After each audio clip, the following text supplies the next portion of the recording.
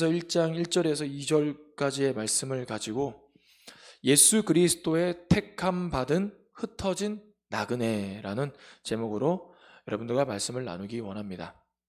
오늘 우리가 읽은 베드로 전서는 예수님의 제자 사도 베드로가 로마에서 교회를 향해 쓴 편지입니다.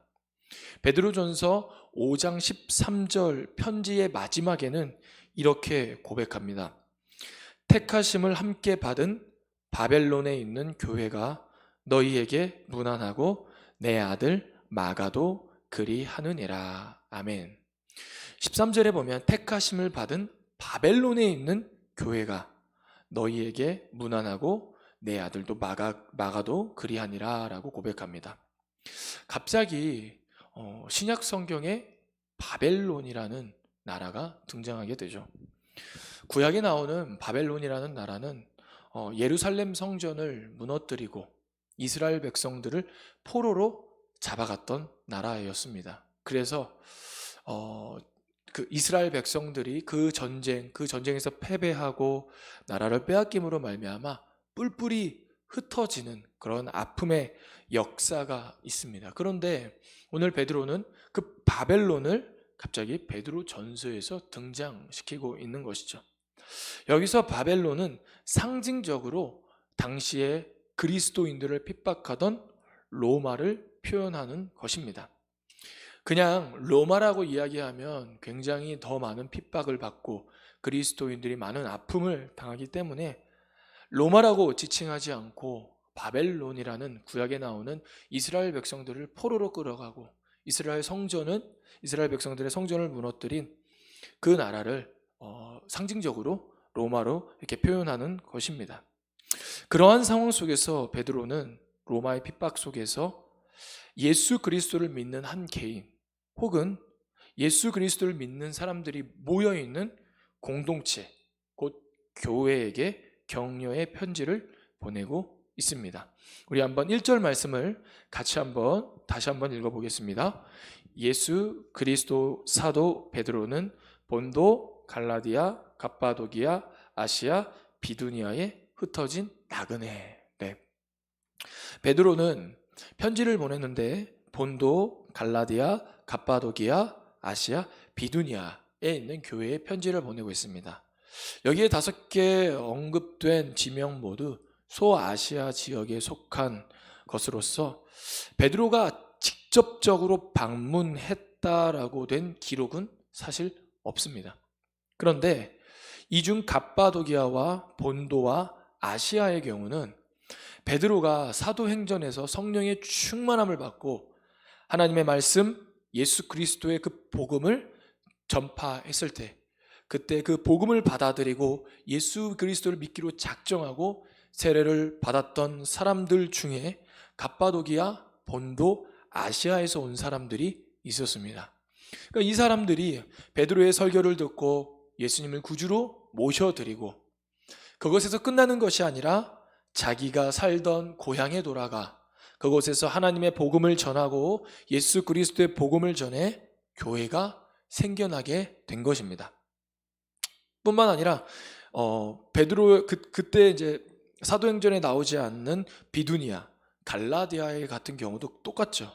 하나님의 말씀, 누군가를 통해 하나님의 말씀, 복음이 선포되어지고 그 선포된 곳에 성령의 충만함으로 말미암아 그곳에 교회가 세워졌던 것이고 그 교회를 향하여서 베드로는 편지를 보내고 있는 것입니다. 그런데 오늘 교회에 편지를 보내는데 교회라는 단어는 나오지 않고 보면 나그네라는 단어로 그 교회를 지금 베드로는 표현하고 있습니다.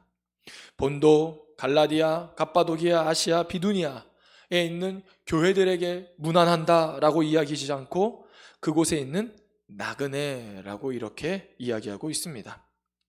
오늘 우리가 보고 있는 개역개정 성경은 헬라어 성경, 영어 성경 이런 것들을 통해서 한글로 번역하다 보니 원문에 나오는 방식대로, 원문에 나오는 형식대로 헬라어의 형식을 모두 다 반영해서 번역할 수는 없습니다. 왜냐하면 우리말의 특징이 있는 반면에 또 헬라어 당시에 복음을 듣고 그때 예수 그리스도의 제자들이 썼던 그 글과는 굉장히 형식적인 차이가 있기 때문에 그 의미가 잘 전달되지 않는 부분들이 있는데요. 오늘 말씀도 약간 좀 그렇습니다. 그래서요, 원문을 직역해서 해석하면 이렇습니다. 예수 그리스도의 택함 받고 나그네이며 흩어진 자들에게 편지하고 있는 것입니다.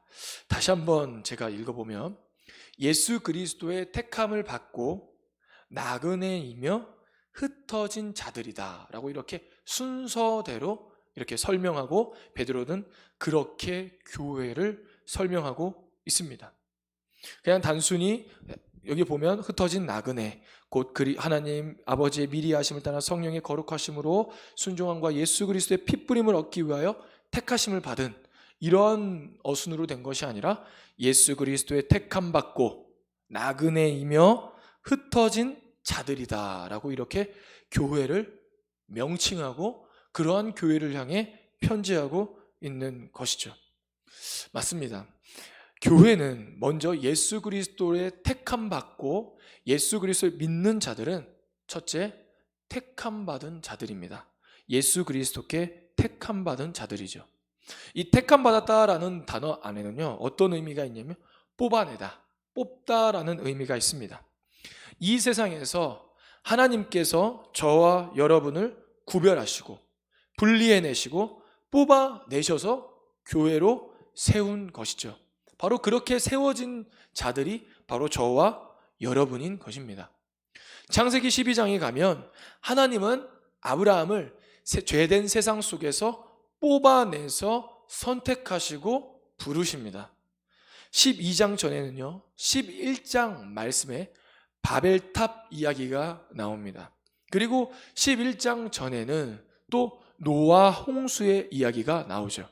노아의 홍수, 바벨탑 쌓는 사건, 이것은 인간의 교만과 인간의 악행과 인간의 나쁜 그러한 성품들을 하나님께서 심판하시고 하나님께서 제거하시는 그러한 모습들을 우리가 익히 잘 알고 있을 겁니다.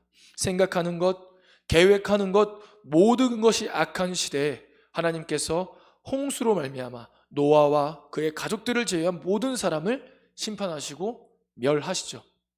그런 다음에 또 11장에 가면 사람들은 죄로 말미암아 또 계속해서 하나님과 멀어지고 하나님이 원하는 대로가 아닌 자기가 원하는 대로 자기가 뜻하는 대로 살기 시작합니다. 그래서 자기 이름을 내기 위하여 탑을 쌓기 시작하고 흩어짐을 면하기 위하여 탑을 쌓기 시작한 것입니다.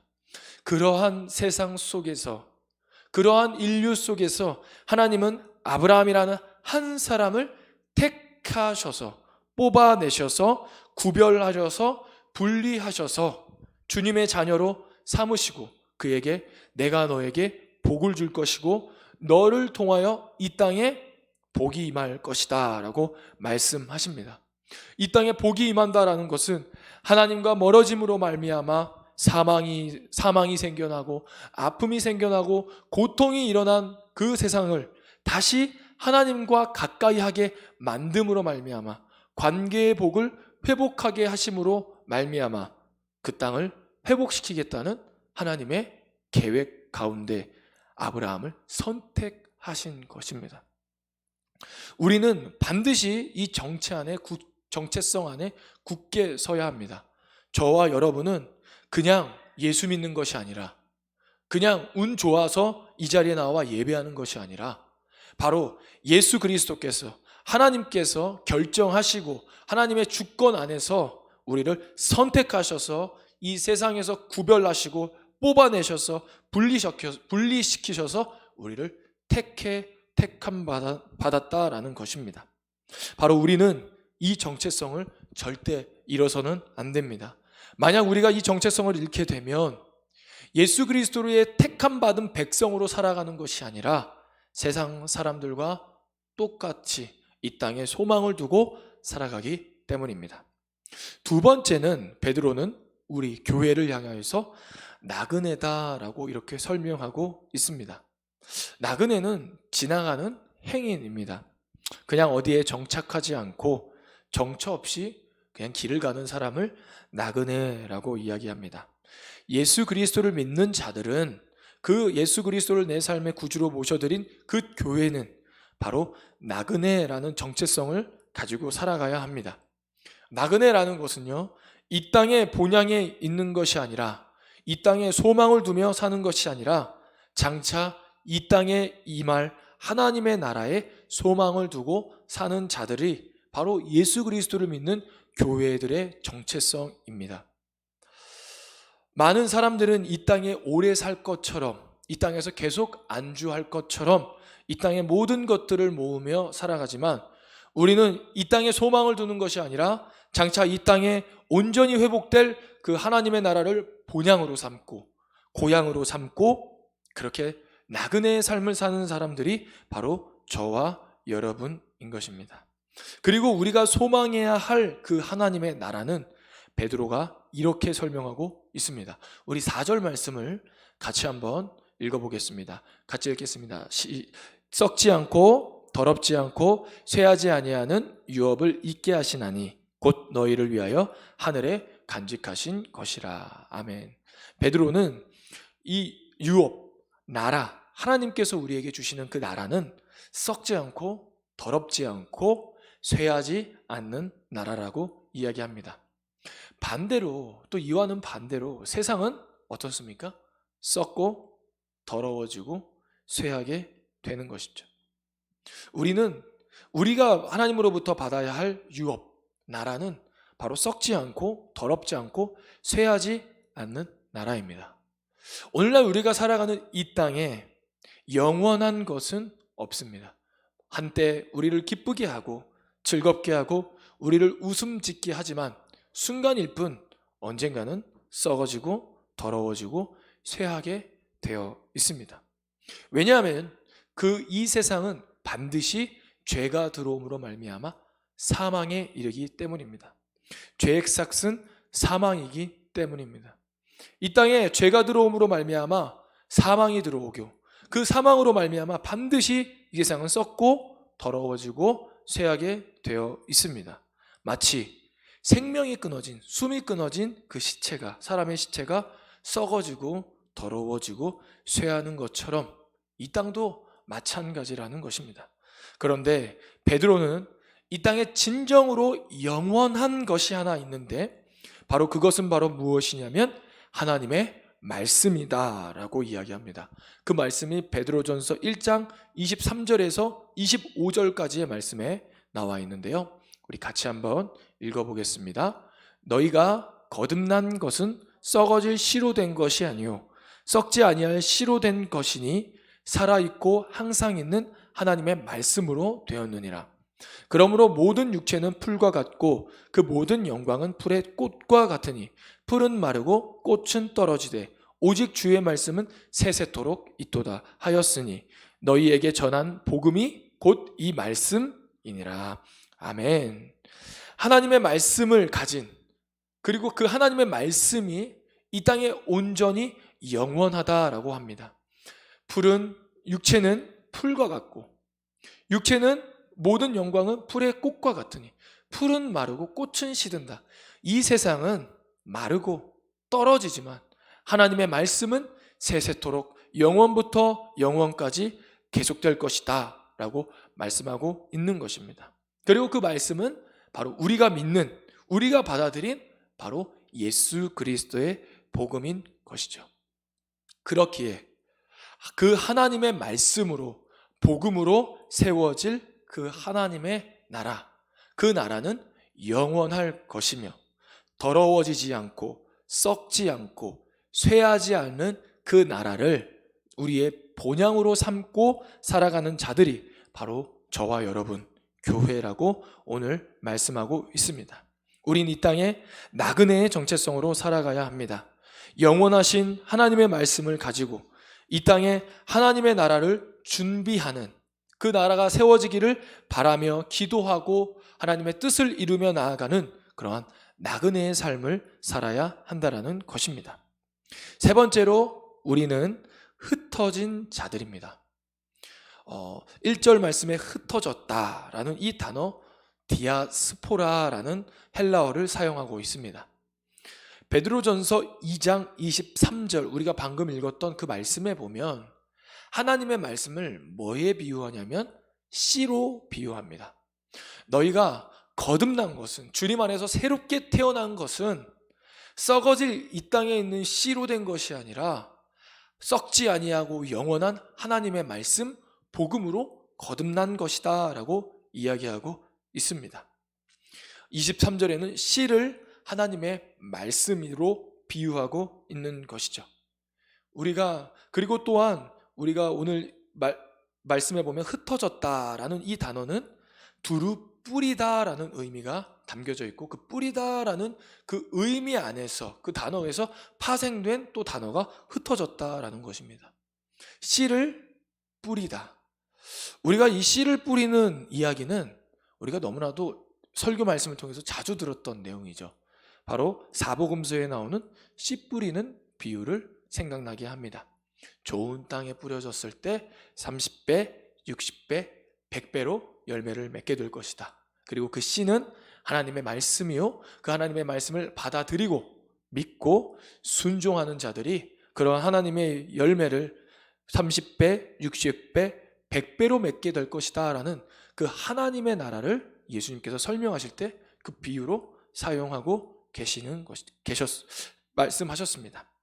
밭에 씨를 뿌리듯이 오늘날 더럽고 썩고 쇠해가는 이 땅에 하나님께서 우리를, 하나님의 말씀을, 그 복음을 받아들인 교회를 흩으셨다, 뿌리셨다라는 것입니다.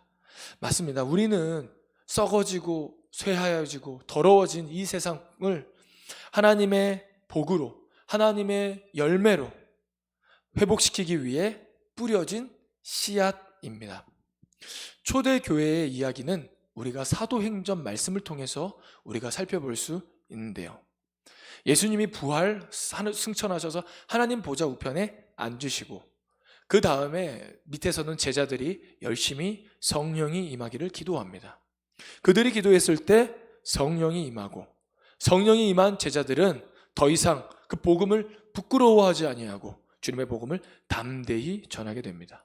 그런데 갑자기 사도행전 7장 말씀에 보면 박해와 핍박이 너무 심해져서 예수 그리스도의 복음이 선포되는 게 엄청나게 어려워집니다. 그 예가 바로 스데반 집사님이 순교하게 되죠. 돌에 맞아 죽게 됩니다. 그거에 앞장섰던 사람이 바로 사도 바울이고요.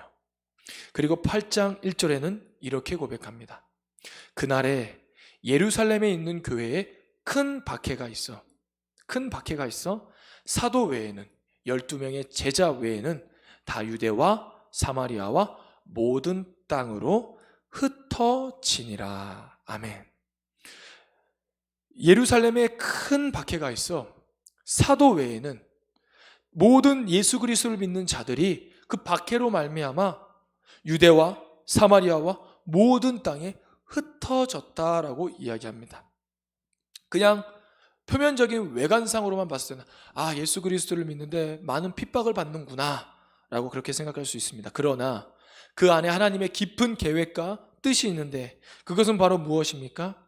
예수 그리스도의 복음이 이방과 땅 끝까지 전해지기 위해, 땅 끝까지 회복하게 하기 위하여, 땅 끝까지 주님의 복을 전하기 위하여 예수 그리스도를 믿는 자들을 이 땅에 뿌리시고 흩으셨다라고 말씀하고 있는 것입니다. 단순히 박해받아서 도망친 것이 아니라 하나님께서, 예수님께서 예수 그리스도의 복음을 믿는 그들을 뿌리신 것입니다. 이 땅을 구원하기 위해 뿌리신 것입니다. 바로 우리는 그렇게 뿌림받은 존재들입니다. 그냥 단순히 나의 꿈을 가지고 나의 비전을 가지고 그냥 이 땅에서 살아가는 것이 우리의 삶의 정체성이 아니라 우리가 어디에 있든지 간에 하나님께서 우리를 뿌리셨다, 흩으셨다. 그리고 그 땅 가운데 우리가 하나님의 말씀에 순종함으로 말미암아 그 땅에 주님의 복이 임하고 하나님의 열매가 맺혀지는 그러한 은혜가 임하기를 바라는 마음에서 우리를 흩으신 것이죠. 그래서 우리는 어디에 있든지 간에 우리가 반드시 놓치지 말아야 할 것은 바로 우리를 우리는 택함 받았으며 우리는 하나님 안에서 나그네이며 우리는 하나님께서 뿌리셨다라는 그러한 사명감을 가지고 살아가야 하는 것입니다. 제가 군대 생활 좀 얘기하고 싶은데요. 군대에 갔을 때 남자들이라면 이제 성인 남자면 다 가게 되죠. 혹시라도 이제 신체에 불편함이 없다면 다 가게 되는데 많은 사람들이 사실 군대에 가면 뭔가 이렇게 어쩔 수 없이 가는 것처럼 그렇게 그런 마음가짐을 가지고 갑니다. 물론 저도 사실 그런 마음이 없었던 것은 아니죠.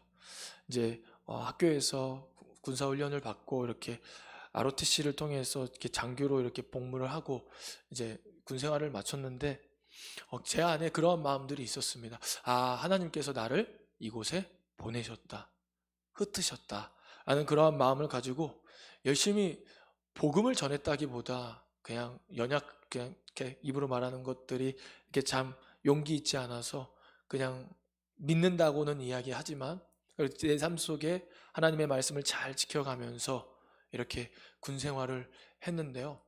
어느 날 참 감사하게도 어떤 이제 같이 이제 복무하던 이렇게 부사관이 저에게 갑자기 이렇게 상담을 요청을 하더라고요. 요청을 해가지고 잠깐 이렇게 얘기를 했는데 막 울더라고요. 막 울어요. 왜 우는지 잘 몰랐는데 잘 이렇게 쭉 이야기를 해보니까 자기가 예수님을 만났다고 그러면서 자기가 죄인이라고 그러면서 막사 뒤편에 가가지고 갑자기 울어가지고 저도 이렇게 어쩔 줄을 몰라가지고 괜찮다고 이렇게 열심히 예수님 믿으면 된다고 이렇게 말했던 기억이 납니다. 맞습니다. 우리가 어디에 가든지 간에 우리는 흩어진 자들입니다. 그냥 내가 선택해서 간 것 같지만 그렇지 않습니다. 오늘 사도행전에도 말씀해 보면 박해가 있었지만 그것이 박해가 아니라 하나님이 흩으신 것처럼 우리가 오늘 여기 나와 예배하지만 우린 또다시 흩어질 것입니다. 세상이 흩어질 것입니다. 근데 그 흩어질 때 우리 오늘 말씀을 통해 우리가 알아야 할 것은 바로 무엇입니까?